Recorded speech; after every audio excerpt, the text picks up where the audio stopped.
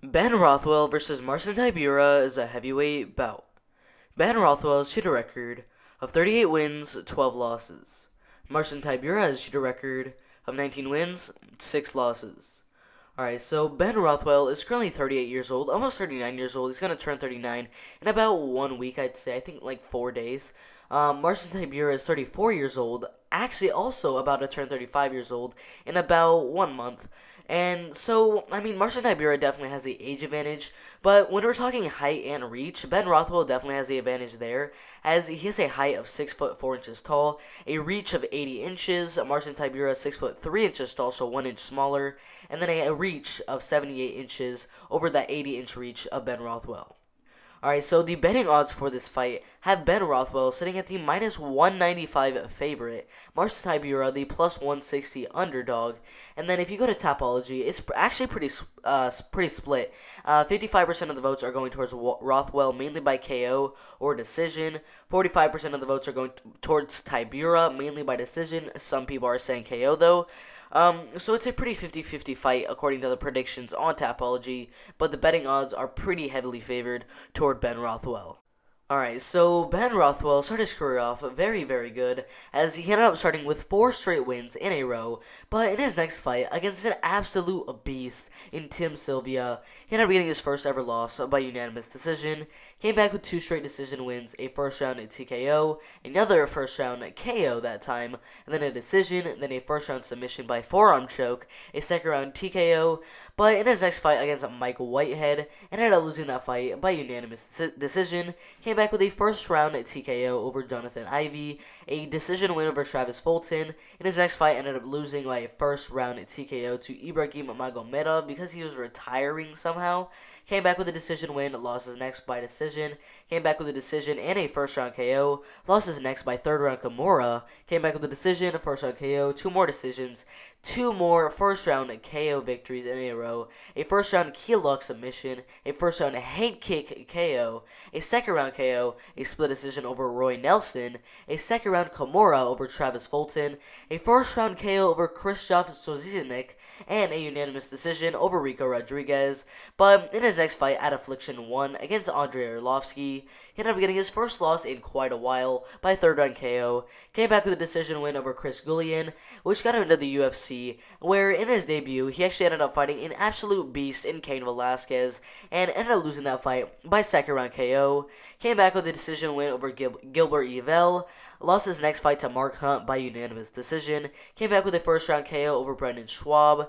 Lost his next by second round guillotine choke to Gabriel Gonzaga. And then he had an amazing streak with a third round KO over Brandon Vera, a first round KO over Alistair Overeem, a first round submission over Matt Mitrione, and a second round front choke submission over Josh Barnett, which got him a main event shot against Junior Dos Santos, but he ended up losing that fight by unanimous decision, and that is actually where he decided to retire from MMA altogether, and that was back in 2016, back in April, I'm pretty sure.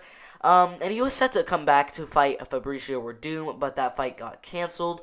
So back in 2019, he actually ended up making his comeback against Blago Ivanov, but ended up losing that fight by unanimous decision.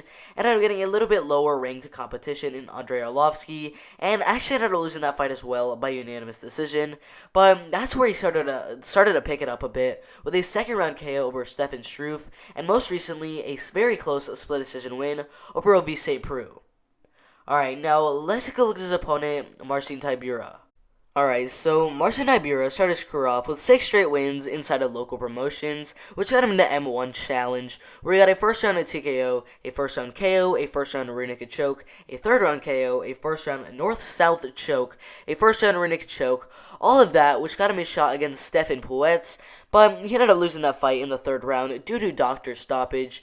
Came back with a first round TKO over Ante Delija from a leg injury, which got him into the UFC, where in his debut in the promotion, he ended up fighting Timothy Johnson, but ended up losing that fight by unanimous decision.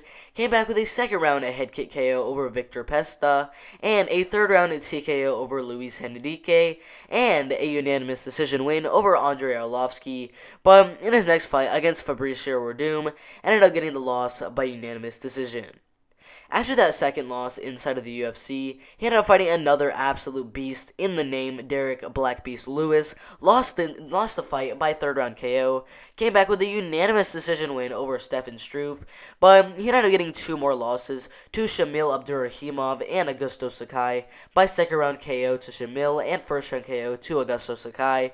And that's where he was kind of about to get cut from the promotion, but he luckily got a unanimous decision win over Sergey Spivak, and most recently a unanimous decision win over Maxim Grishin. Alright, so as you guys know, both of these fighters have had pretty up and down careers so far inside of the UFC.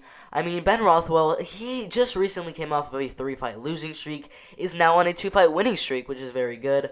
Marcin Tybura was on a 2-fight losing streak, came back with 2 straight wins after that. These two have sort of picked it up since their 2 losses, or 3 losses in Ben Rothwell's case. But overall, their careers inside the UFC have been pretty up and down. Now, Ben Rothwell, as we all know, he has an amazing power. Amazing power. Marcin Tybura definitely has good power as well.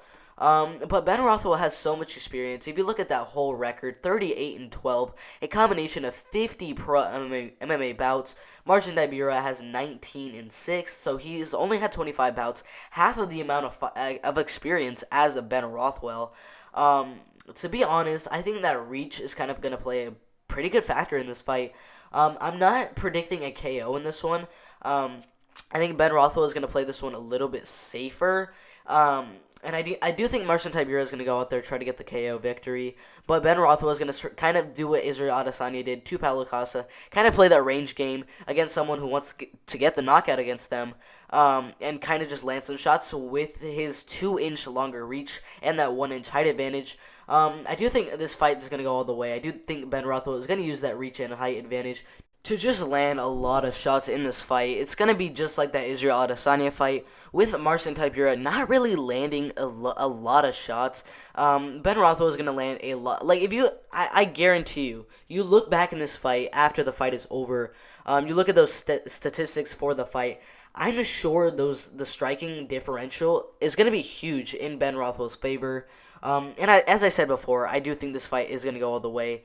And if Ben Rothwell can play that range and land some good shots during it and get this fight going all the way to the 3 rounds, I think Ben Rothwell will have no problem getting the win by unanimous decision. Alright. If you agree, disagree, or have something to say, make sure to put in the comment section below, and I'm sure back to every single one of those comments. Make sure to like, subscribe with notifications turned on so you don't miss the absolute best MMA content out there. It's been fun, but I'm out of here.